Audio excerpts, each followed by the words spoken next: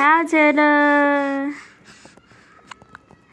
मेरो छोरो ठुलो मान्छे बन्छ कि असल मान्छे बन्छ असल मान्छे बन्छ नि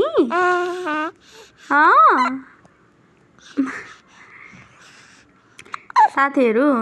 यो भिडियोमा चाहिँ एउटा इम्पोर्टेन्ट कुरा भन्नु मन लाग्यो बच्चाहरू चाहिँ कहिलेकाहीँ सुतेको सुतै गर्ने अथवा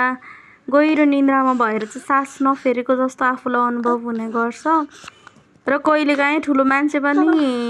सुतेको सुतै भइन्छ क्या गहिरो निन्द्रामा गइन्छ त्यस्तो बेलामा चाहिँ हामीले उठाउने गर्नुपर्छ है निन्द्रा धेरै लागेको छ भनेर सुत्न दिने गर्नु हुँदैन किनकि त्यस्तो भयो भने कहिलेकाहीँ बच्चाहरू सुतेको सुतै गर्छन्